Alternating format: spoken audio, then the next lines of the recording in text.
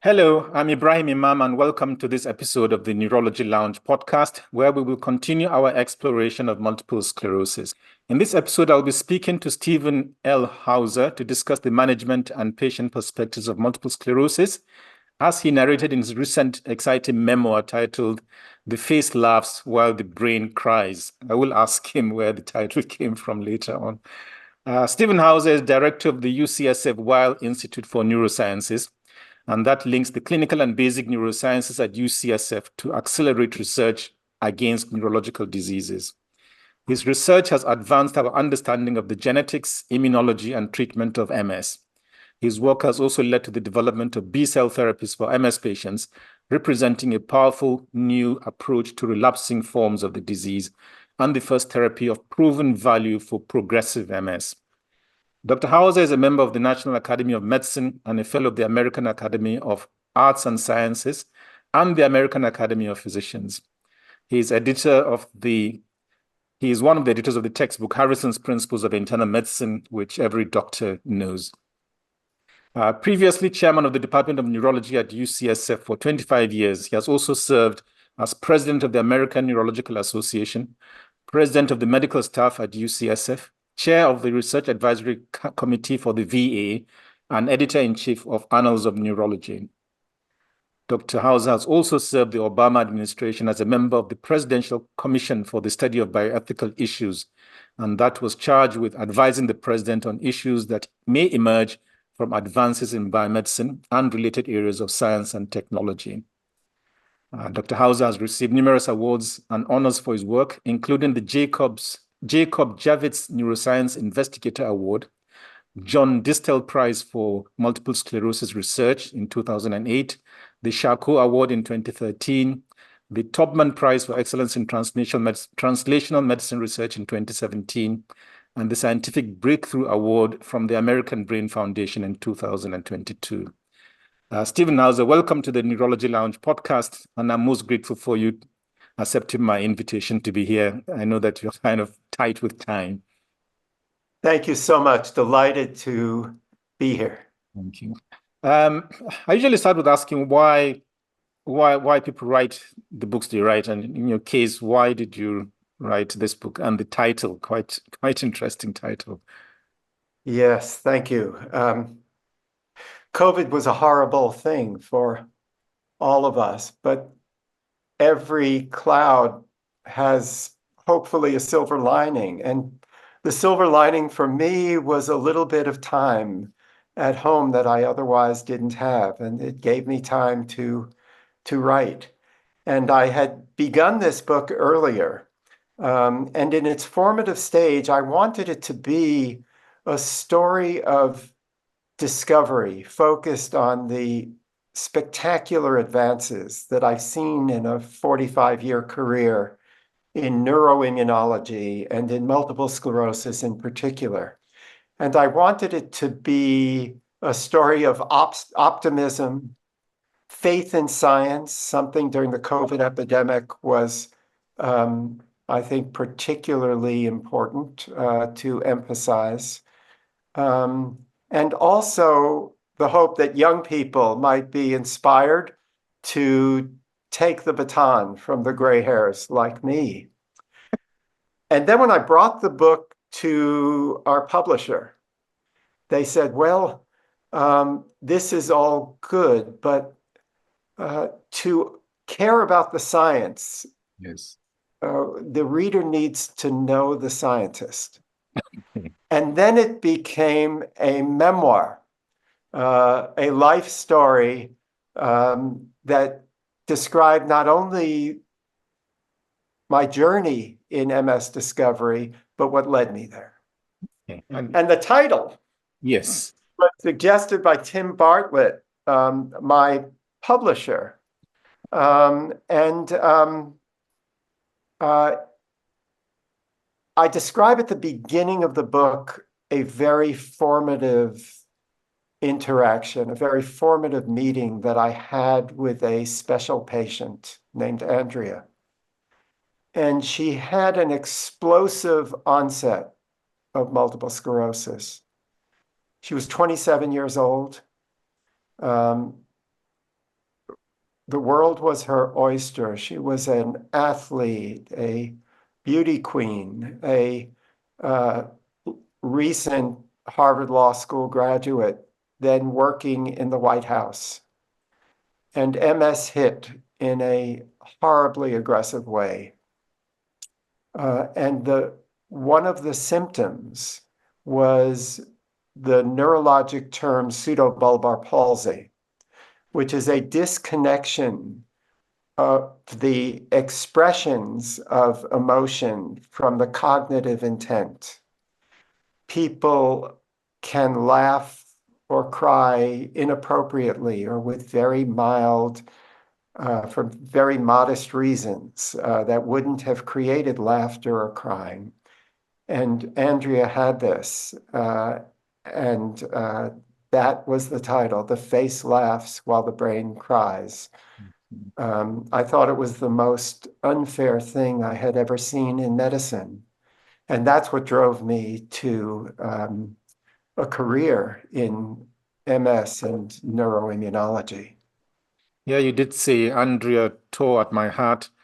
And that was when you decided right there that this common crippling disease of young adults will be my life's work. And you've explained why. And there was another patient after that, Emily, wasn't it, who also had MS. What was it about her that influenced you so much? Yes, there were a number of patients who formed the core of this book because I learned more from my patients than I did from all of my years in science, in laboratory work. But it was when the two worlds are brought together that the magic happened in multiple sclerosis. And there were two patients in that part of my life. Emily was one, and these were patients who had MS plus other illnesses. One illness was sarcoid that turns off the immune system. And the other was, unfortunately, cancer that required chemotherapy that also turned off the immune system. And those patients taught me that when the immune system was silenced, MS was also quiet. And when the immune system reconstituted, MS would flare again. And at the time, one of the leading ideas of multiple sclerosis was that it was caused by a virus infection in the brain, even though we couldn't see it. And the feeling in the community was that if we turned off or down-regulated the immune system, we would hurt patients because the virus would then multiply. But there were two very innovative and courageous neurologists, one a neurologist and one a neurosurgeon, Otto Homus and Dr. Gonset in the Netherlands and Belgium, respectively, who tested the effects of shutting down the immune system in MS and first showed that that helped patients. So Emily, for me, was a firsthand example that this actually could be helpful in real life.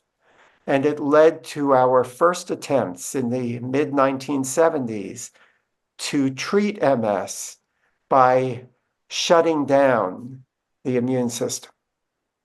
It's an interesting insight. And I mean, taking a step back, you had a choice of which specialty to go into, and you ended up studying the brain. And I know that, and that's where I think your publisher was right in trying to get an insight into your personal history. You had some close exposure to neurology, wasn't it, in terms of your younger brother, Howard? Yes. How did his history influence you?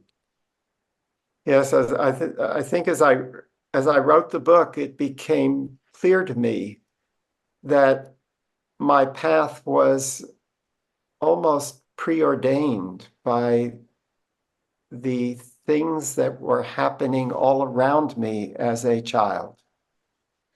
And I was surrounded by problems of the immune system and the nervous system. But the most profound was my brother, who was born severely disabled, cognitively and also his motor system. So he lived with us and never learned to speak or walk or take care of himself. And I was very much moved by how my family built a castle around my brother and us and brought us all together. And the tragedy when my brother died at age 7 was a moment that I still think about each day. My mom, who's now 99, cries each night, 60 years later. So that was a very formative experience. And I think my own struggles with asthma and eczema as a youngster living in Louisiana and then New York was also formative. So it was immune system misbehaving and nervous system misbehaving that were so important. And I write about other examples in my youth of people close to me or my family who also had brain disease. Yeah, one of the most touching stories I've read ever is the narration of your friend Robert, who he had a brain tumor, wasn't it? And Yes, quite impressed yes. with the way your mom really managed that phase of letting you know. And yeah, it's very quite touching. I suppose you think about him as well up till now. I do think about Robert, and I wrote about our last play date together Mm. and how little I understood of any of this as a youngster. Mm. Um, Brain tumors are still such a horrible part of neurology. But what I love about the advances that we've been able to make, the triumphs of molecular neuroscience leading to better treatments for people, not only in multiple sclerosis and other inflammations of nerve and muscle, but childhood paralytic diseases, um, uh, and migraine, and a few other areas. The door is now ajar to, I think, phenomenal discoveries that we will see in the next few years if we can mobilize our resources properly. And I've been so so encouraged by the very recent changes in what is possible for people with gliomas, with brain tumors. This was unimaginable even 5 years ago. But some of the advances that we are now seeing with genetically targeted therapeutics, with cell-based therapies, I think is incredibly exciting and hopeful for the future. So I think about Robert in that context also. So at least with kind of a positive tint to that. One of your early influences was reading The Double Helix by James Watson. And what struck me was that you were inspired by the odd characters, high ambition, and wild intrigue. Um, these are not particularly laudable qualities. So why did you find them kind of inspiring? I thought that human beings we are all imperfect, Okay. And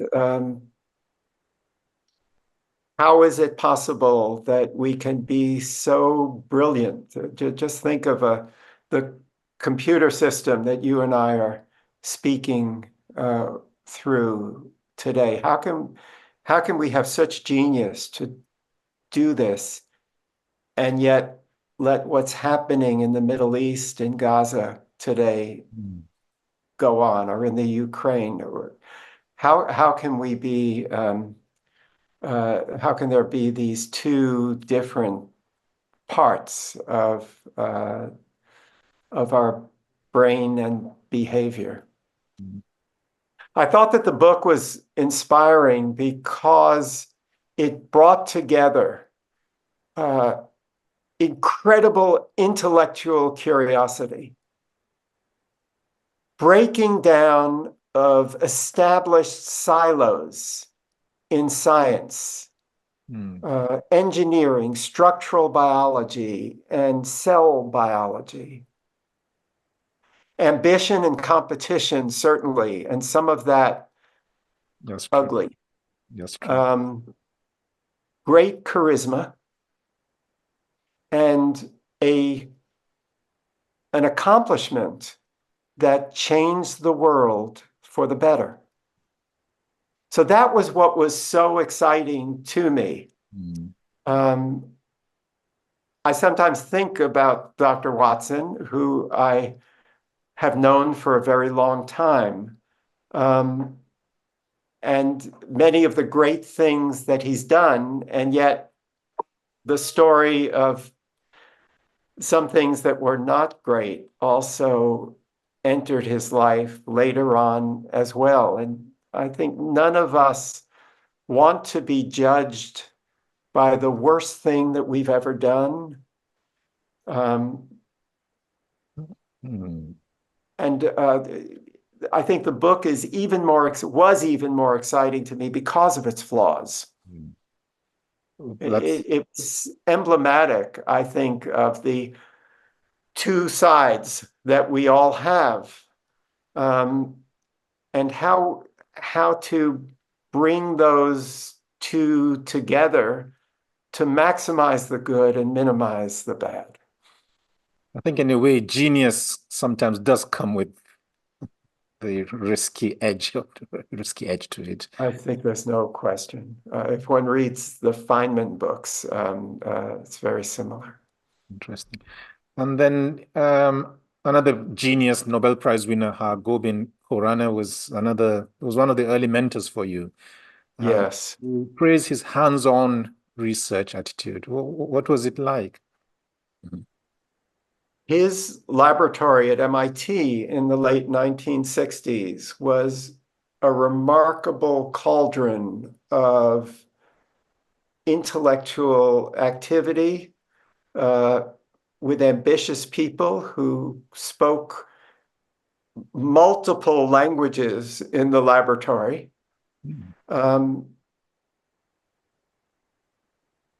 It was a democracy. Okay. The lab meetings, I had never seen anything like that. Meetings where the youngest person would challenge the most senior. Imagine challenging a Nobel laureate when you're just a youngster. But that was the environment that was encouraged. And Khorana was at the laboratory bench along with everyone else. My first meeting with him was a cold call. I was a sophomore student, and he invited me up to his office where there was a huge model of the RNA molecule that had won him the Nobel Prize. And he gave me half of his sandwich to eat for lunch. Wow.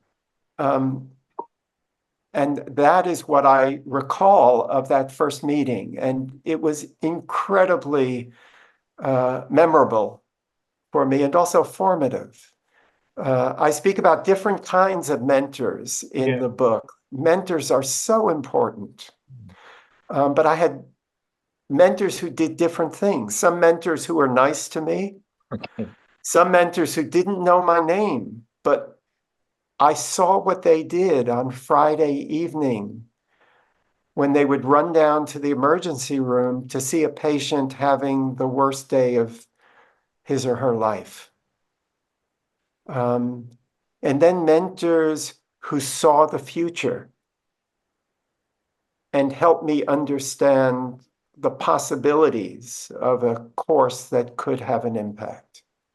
So very different types of mentors who did different things. Which is a kind of a good foundation to start from. Yeah. And then you did Yes. get into the prestigious Harvard Medical School, and you got under Bob DeLong, who, Yes. yeah.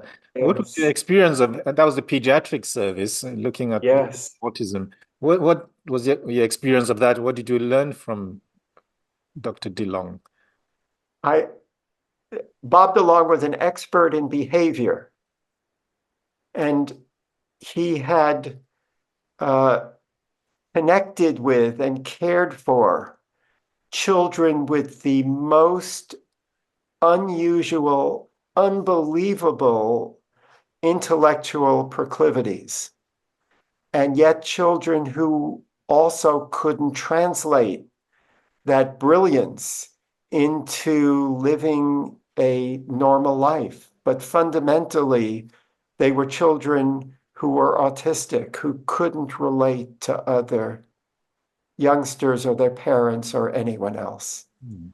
And at the time, we were just moving away from this idea that autism was a product of cold parents who were not sufficiently loving to their children. Every neurologist knew that this wasn't the case because there were diseases, genetic diseases that we knew that manifested as autism, or brain damage that manifested later in life in autism. But it's still, mothers were still told they didn't hold their children properly. And Bob taught me so much, Bob DeLong, but especially to not to believe everything that one reads. I guess, as Reagan said, to trust but verify.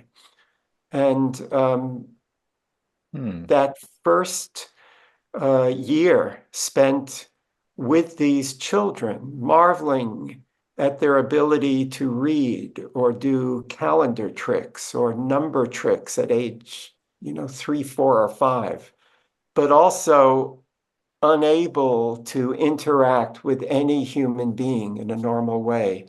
It was profoundly moving to me, especially because of my brother and Bob's ability to look at the child and understand what parts of the nervous system were working, what parts were working exceptionally well, and what parts were terribly, terribly deficient, was the greatest introduction to neurology that a young physician could ever have.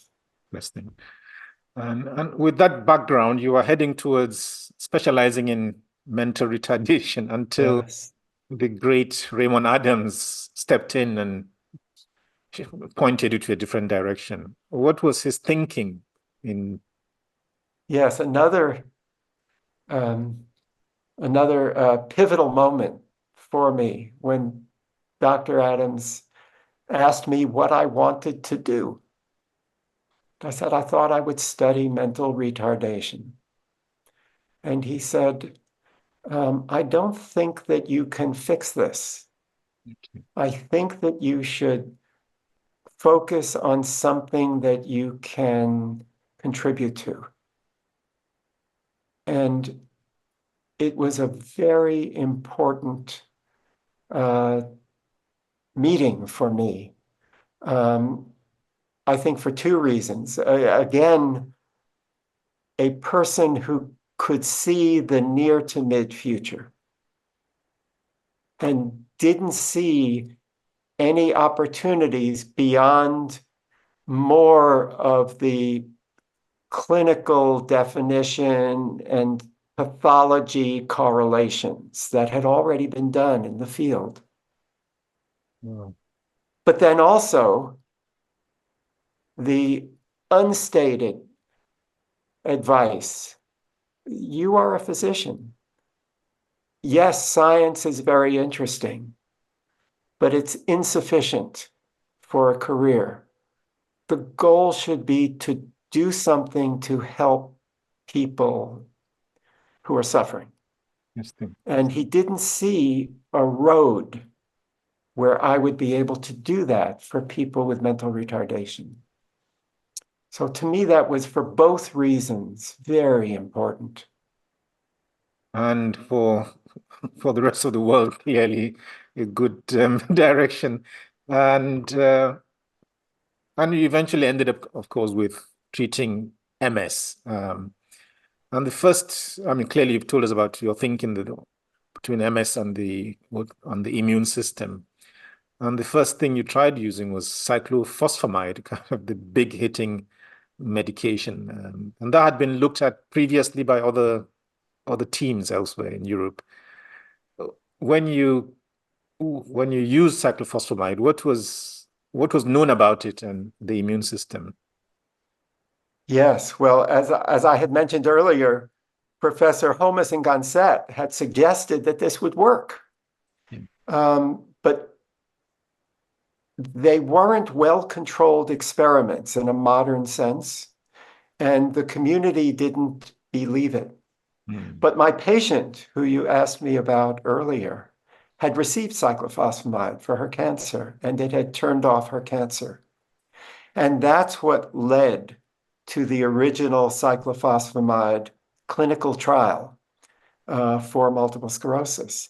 And in many ways, it was the first modern clinical trial in the field, although maybe it wasn't yet modern because the MRI scan has revolutionized our understanding of MS and our ability to see MS in a way that is more sensitive than we ever could before.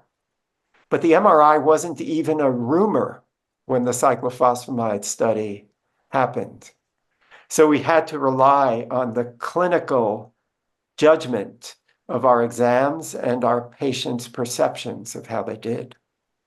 And the study showed indeed that cyclophosphamide could turn off MS. But the glass was only half full. I thought it was half empty. Okay. Because within 9 to 12 months, the disease started up again. Okay. My patients, though, thought that the glass was half full. They were grateful for the time that they had without attacks of MS crippling them. And we treated only the most severely affected patients that we could find. So that was the beginning of my interest in trying to find safer, more selective, better targeted, and of course, much more effective therapies for MS. And is that why you developed the animal model of MS? You used Yes. primates instead of mice. Was it conventional to use primates at the time, or was it kind of a... No, not at all. And this was another lesson that Dr. Adams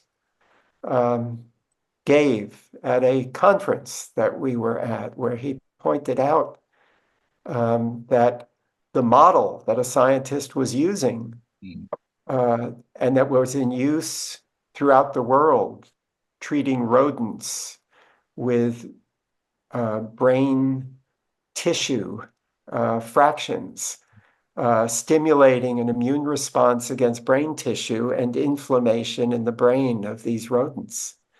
That yes, the animals became neurologically ill.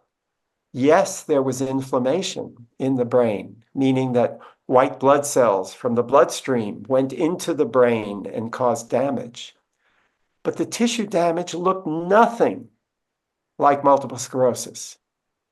So after that conference, I asked Ray Adams, how could I possibly think about creating a model that looked more like what was happening in our patients? And he said, well, the only pattern of tissue damage I've ever seen that looked like MS was in a non-human primate. I didn't have the training, wherewithal, or funding to even contemplate doing that at the time, but I was able to tuck it away, that precious advice. And after my training was complete and resources were available and colleagues who could help realize this were around me, I picked up on that problem a decade later. And what did the model teach you? What did it teach us? Yes. It took a very long time, but in a small primate, the size of a guinea pig, native to the mountains of South America, there was a very unusual immune opportunity that Norman Letvin, who's now deceased, first recognized. Norman was a classmate of mine who headed the New England Primate Center in Worcester, Massachusetts. These animals are born as triplets or quadruplets. But unlike normal fraternal twins, they're fraternal twins, they're non-identical twins, but they share a common fetal blood supply. So each baby is a mixture of its own blood-forming elements and that of its brothers and sisters. This means that they are chimeras, that their immune system, their blood-forming elements, are partially theirs and partially their siblings' blood elements. And it meant that in an outbred, genetically non-identical group of animals, we could transfer blood cells from one animal to another without the cells being rejected. After years of trial and error, two wonderful young postdoctoral students, both neurologists, were able to find a secret sauce that created in these small animals, the size of guinea pigs, a tissue change that looked exactly like human MS tissue. So the damage was exactly what we had been looking for so many years in a small monkey the size of a guinea pig. And when blood cells from animals with the MS-like problem were transferred to their siblings, and we began with a type of white blood cell called a T lymphocyte, because in all of the mouse work, T lymphocytes were thought to be the sole culprit in multiple sclerosis. T lymphocytes are the most common type of white blood cell that directs cell-mediated inflammation. But every time we transferred T lymphocytes from a sick animal to a sibling, we reproduced the pattern of brain inflammation that had been seen in mice for 50 years, but could never reproduce the tissue changes of MS. So we were flummoxed. And again, on one very memorable afternoon, one of the postdoctoral fellows, Claude Janane, from France originally, while we were on a boat on the way to a MS meeting. And we were churning. Why couldn't we reproduce this pattern? What were we missing? And he said, maybe it's antibodies. Maybe it's B cells and the antibodies that they make. This was sacrilegious in the MS world.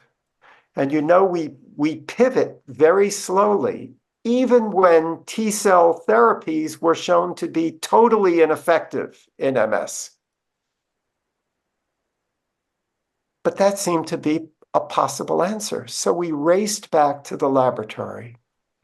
And within 3 weeks, Claude was able to recapitulate the MS pattern of damage through transfer of B lymphocytes and their antibody products.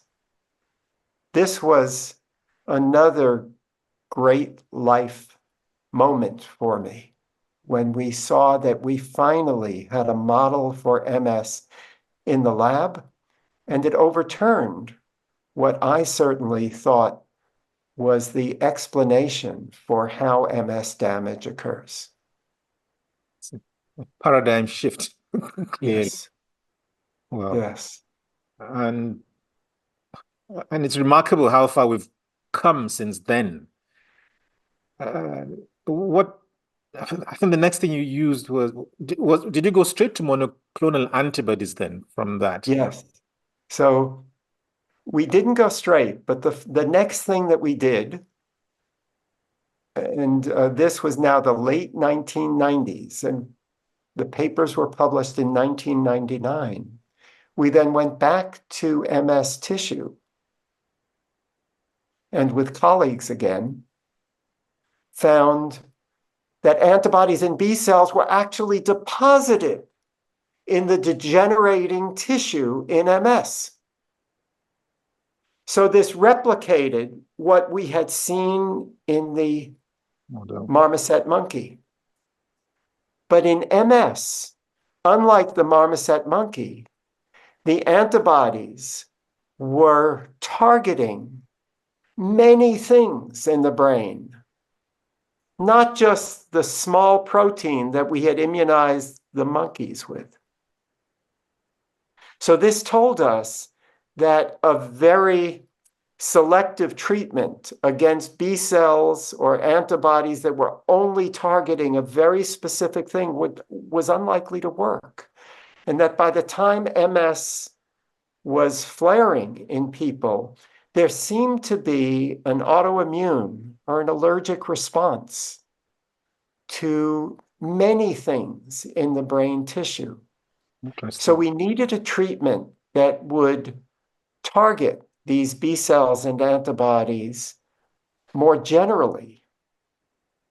And this was also the dawn of the monoclonal antibody era. Rituximab, an antibody, a monoclonal antibody against B cells used for treatment of B cell lymphomas, a cancer of B cells, was the first monoclonal antibody ever approved by regulators for use in humans. And that was 1997. This was now 1999. So we were really at the dawn of the modern biotechnology era. So as an academic with colleagues, we wrote a grant to the NIH, because we're Americans, the National Institutes of Health, which is our MRC, and said, we would like to treat patients with this newfangled biotechnology therapeutic, this monoclonal antibody. We'd like to treat people with MS, and we think there's a chance that it will work. The science was rock solid, published in the top-tier journals. And our clinical plan was reasonable. And we heard back from the federal government that the study section, which are the group of domain experts who judge these programs. They concluded that this was biologically implausible. And they didn't approve it for funding and didn't even ask us to try again. And then I received a call from the director who said, your group, you're a great group, and we'd love to help you. Why don't you forget about this B cell nonsense and make a monoclonal antibody to T cells and treat patients? Because that's what works in mice. And I think hopefully mentors also helped me stick to my guns at that moment. By now I had left Boston and was now at UC San Francisco, which was the cauldron of biotechnology development, in Silicon Valley in the Greater Bay Area. We were in the center of that. But serendipity also played a big role in this. Imagine that the person who was the leader of the company and the person who cloned this first B-cell drug, rituximab, just by coincidence, was my college roommate.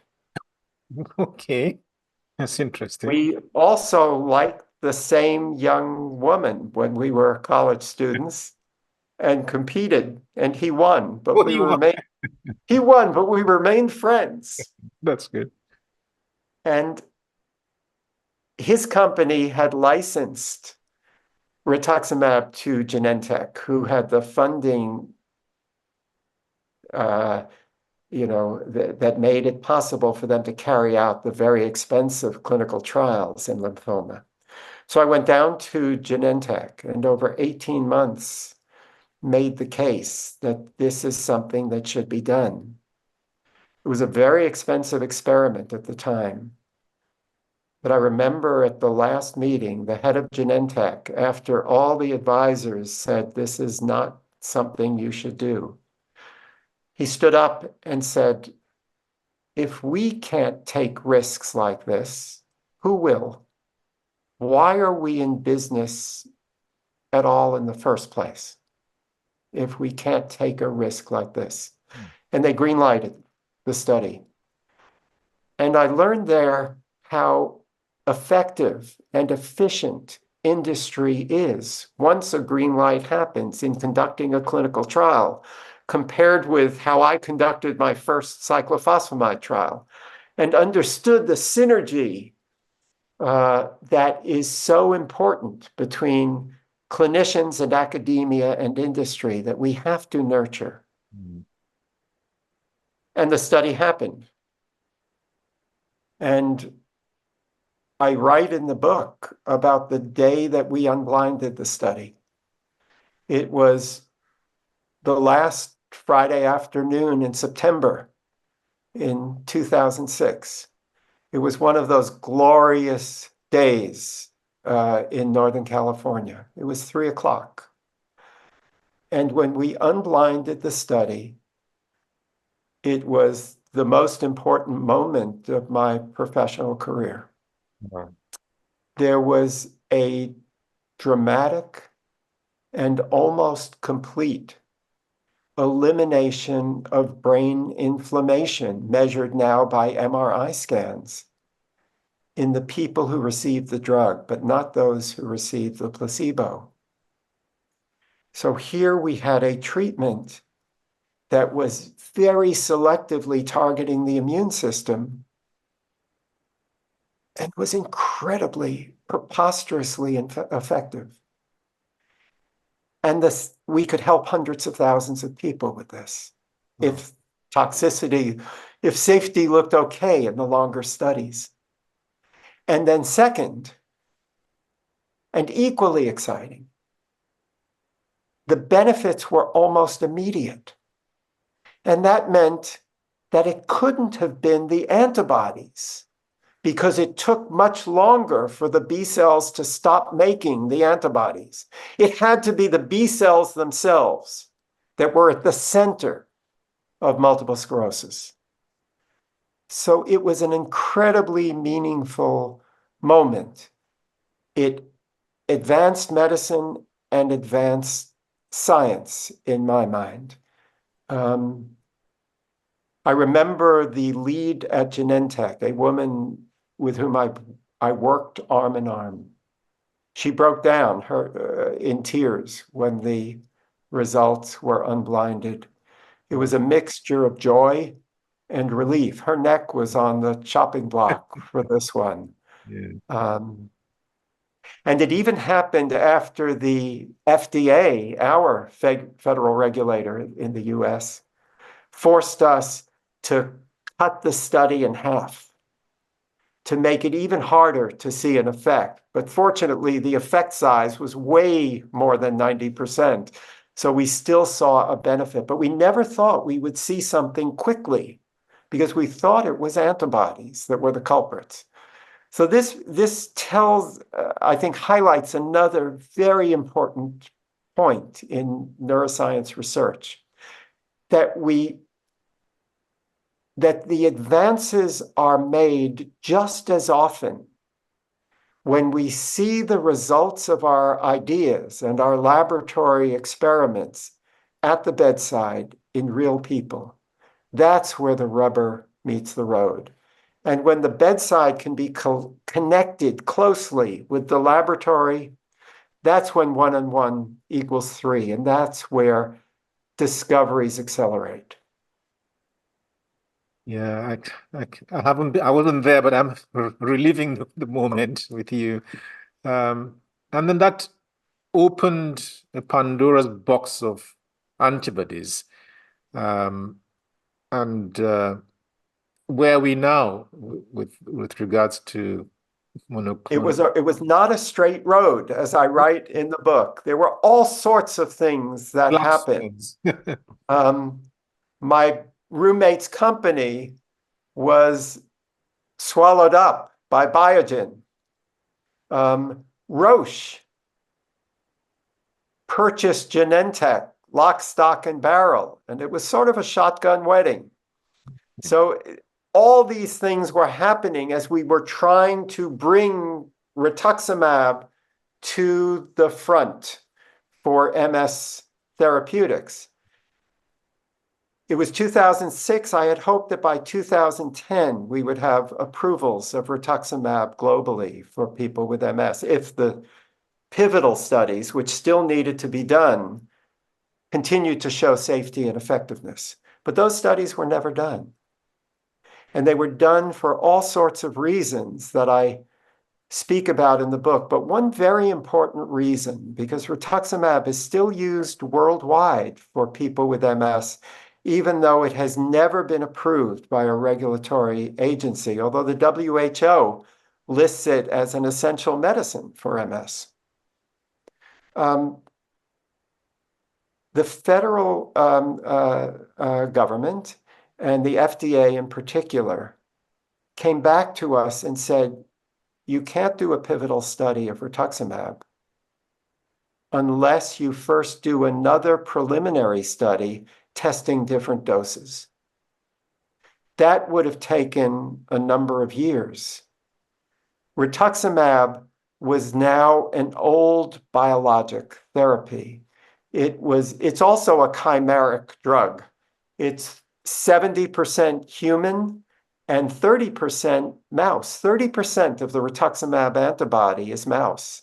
And there were now technologies to make more human antibodies that would be hopefully safer, better tolerated, with fewer immune reactions, and much more attractive for chronic use than rituximab. Rituximab was planned as a therapy for cancer, not a lifelong or decade-long therapy.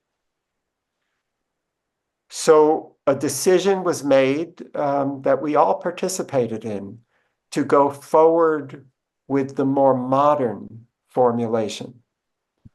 And since we had to do the preliminary studies anyway, we did, and published those in 2011 for a drug called ocrelizumab made by Roche Genentech.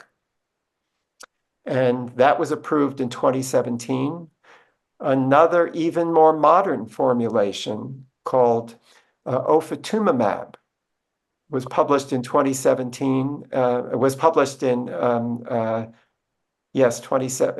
2018, and FDA approved in 2020 for use in MS.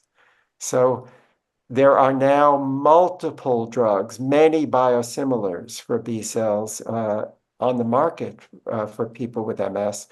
And it's hard to know the number, but probably 750,000 people are receiving these drugs today.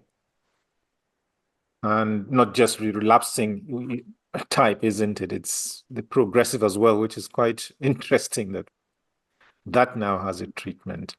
Yeah, so these were the first, ocrelizumab was the first drug proven to be useful for progressive MS, for primary progressive MS.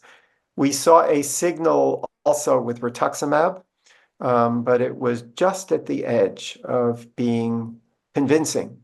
Okay. And the study was, in retrospect, too small, and that's why it was unconvincing. The effects against relapses are unbelievably good. The 10-year data from the original ocrelizumab trial shows that at year 10 of treatment, people on the drug can expect one relapse every 62 and a half years. That's less than one relapse in a lifetime. Wow. So relapsing MS is in many ways in the rearview mirror, although there are still very important questions that we need to understand. What's the optimal duration of treatment? We're treating teenagers. I don't think we'll be treating people for 60 years, but those are really important questions. And how do we understand treating MS in 2024 when the disease begins as it does more than 90% of the time with relapses and remissions? Do we treat for a lifetime, for 10 years? Hopefully, we will treat for a time period and then have effective monitoring for people off treatment. That is logically the most health beneficial way to use medications like this. But for people who have progressive disease today, the treatments are wonderful.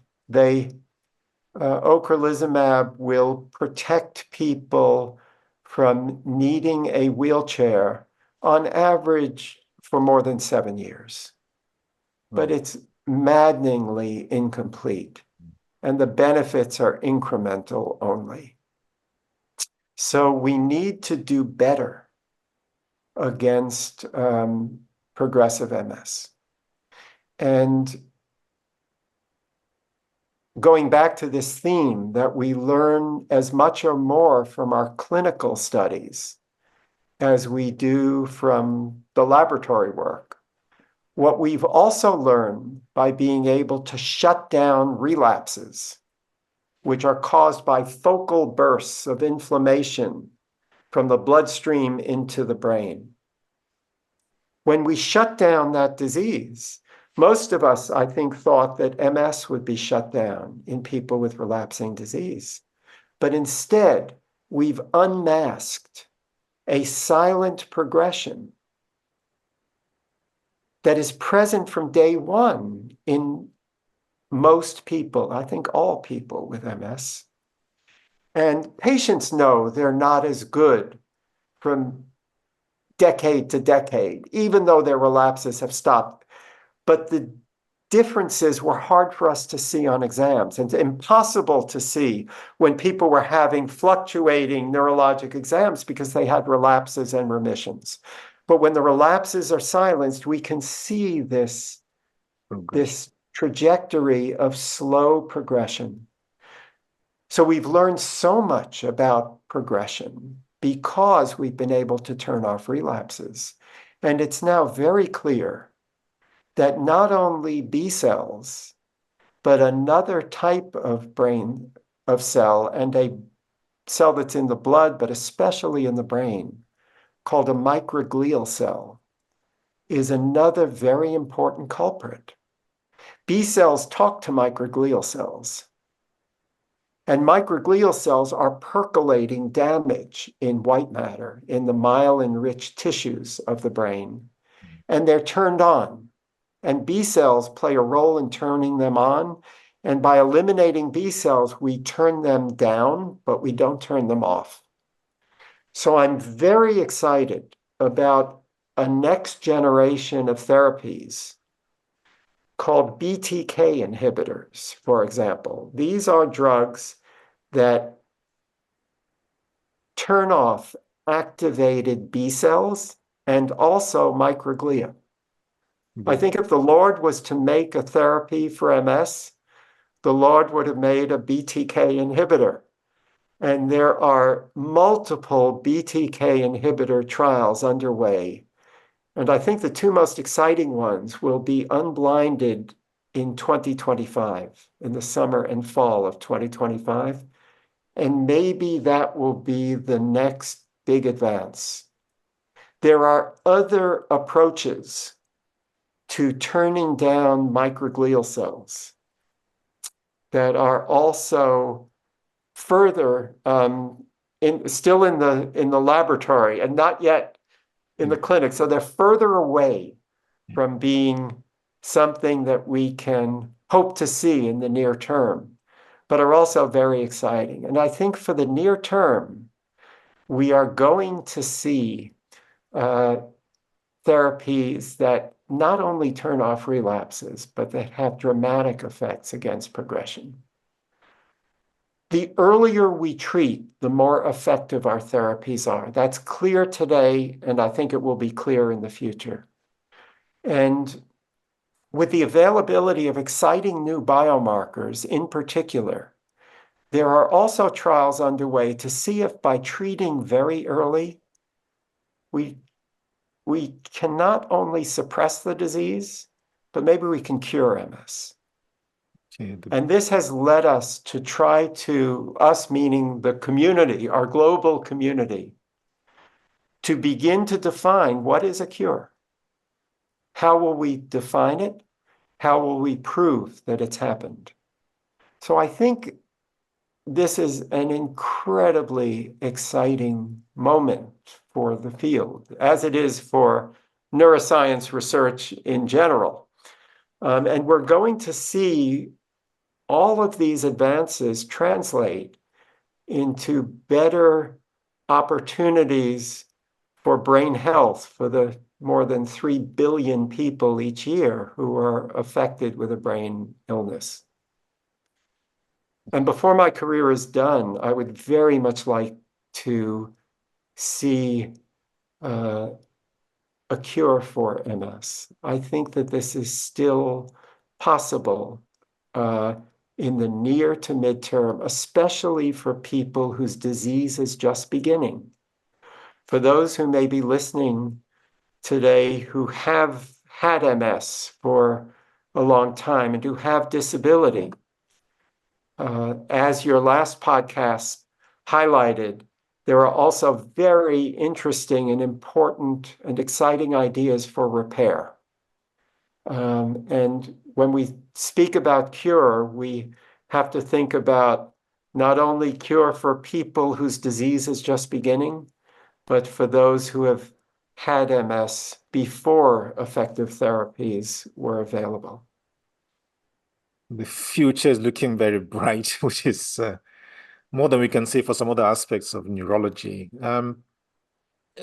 Going back, kind of treatment is probably far down the path in the clinical course of a patient.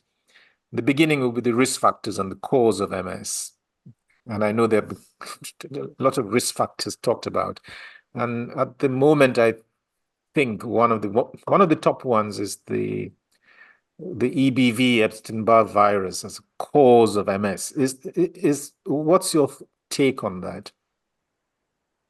So there is no question that the EBV epidemiology the study of populations of people with MS shows without question that EBV is associated with MS. And this has especially, I think, been convincing in youngsters who develop MS. MS can occur, not commonly, but can occur even in children. I've seen children as young as 2 who have already developed MS. Their myelin has just formed and already it's being attacked. I'm pretty confident, although not positive, that EBV is not living in the brain of people with MS. And we have done many studies addressing this. So I think that Epstein-Barr virus in the nervous system is not triggering MS inflammation. EBV is an amazingly interesting herpes virus. We are infected with EBV almost always. It's ubiquitous. In the United States and Western Europe, more than 95% of us have been infected with Epstein-Barr virus. And most of the time, after it infects us, it takes up residence in our bodies for our lifetime. And it lives in just one place. It lives in B cells, in B lymphocytes. That's where it lives for our lifetime.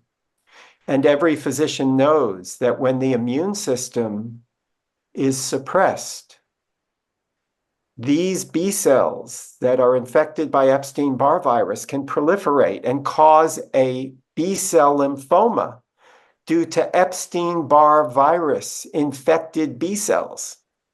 That's what happened in AIDS. That was responsible for the AIDS lymphoma epidemic.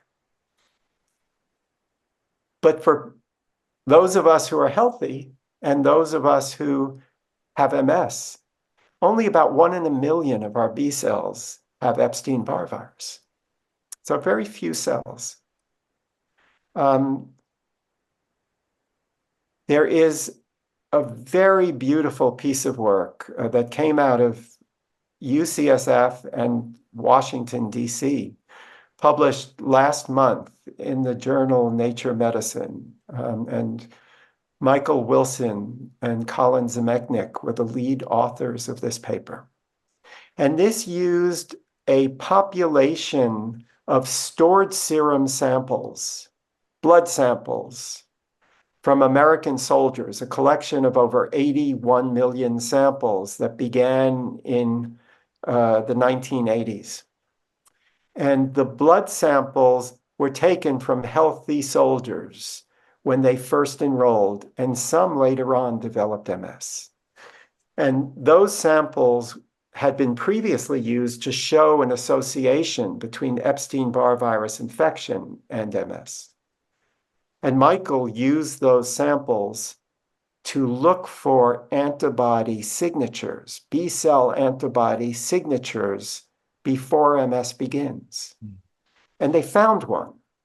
And that's what this paper shows. So it is an antibody biomarker, an auto antibody against a very specific amino acid sequence that's present on more than 50 human proteins in our bodies and is only present in people who then go on to develop MS. What does this react against? Well, I mentioned more than 50 human proteins, but the most clear reactivity, the highest affinity, the strongest reactivity is against an Epstein-Barr virus protein. This was originally seen, looking back, by Bernhard Hemmer in Germany 20 years ago, looking for antibodies against Epstein-Barr virus in people with MS. And he found it in people with MS, but not with people without MS. So this antibody suggests that in some people who go on to develop MS, their immune reaction to Epstein-Barr virus, the immune response is different. And somehow that difference sets the stage. So I think Epstein-Barr is likely to be one of numerous infectious agents that contribute to MS risk, but I don't think it's the only one and may not even be mandatory. We will know that if we can vaccinate the population someday against Epstein-Barr virus. But there are other infections as well that have this mimicry with human proteins that could trigger MS. One is a bacteria called Akkermansia, and many in the podcast know that there is great interest in how the bacteria in our gut might predispose to many diseases, but MS also. And some of that predisposition relates to a difference in how we carry the Akkermansia bacteria if we are going to develop MS. So I think that we now have good molecular models for how B cells can trigger immune responses to self-proteins by also seeing a number of infectious organisms, and Epstein-Barr virus would be at the top of that list. Well, it's there's so much to dig into, there's so many things to explore. But I think I have to wind down, otherwise I'll keep you for another 1 hour.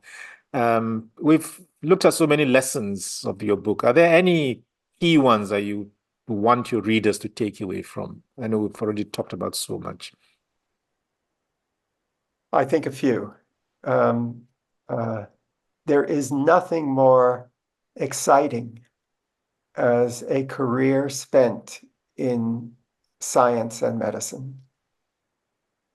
The opportunities to advance the cause of human beings, advance happiness, are enormous. To be effective, we need to break down silos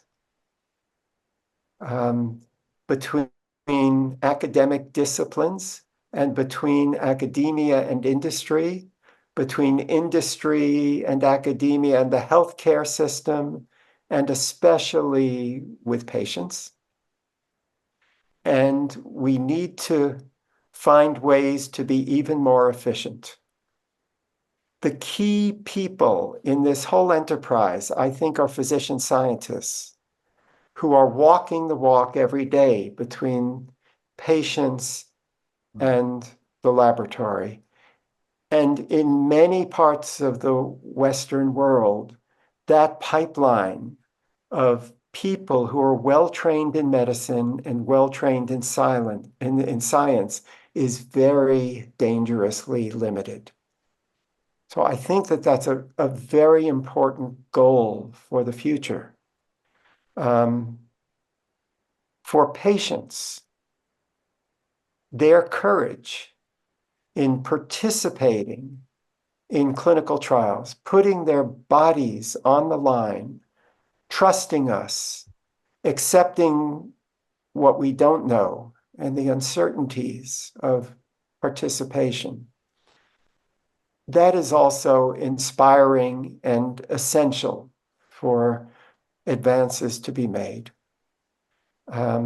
And then for young people, once again, to repeat myself, there is no career more rewarding than a career in medical care and medical investigation. And I promise young people who might be listening that your children will respect you for it if you do it. I hope this podcast will go wide to all the young people to listen to that advice. And last, any books you would like to recommend to listeners? Any on this theme? Yours is obviously up there, but any other ones?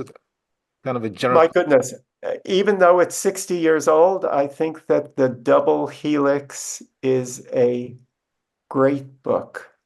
I'm a big fan of Sam Keen and some of his writings. Oliver Sacks has brought the empathy to writing about neurologic disease and patients in a way that other writers like myself and you, I think, should hope to emulate. Yeah, I think he's the template I think a lot of people try to follow when they communicate to the public, really. Yes. Steve, thank you very much for participating in this episode of the Neurology Lounge podcast. I am indeed most grateful. And to my audience, thank you for listening or watching the podcast. You might want to check my book, Surfing the Brain, after you've read Steve's book. And to make sure you don't miss the next episode of the podcast, you may want to subscribe to the iTunes, Spotify, or YouTube channels. Until the next episode, have a nice evening. And Steve, thank you very much for your time. I'm most grateful. Thank you, Ibrahim. This was most enjoyable. Thank you.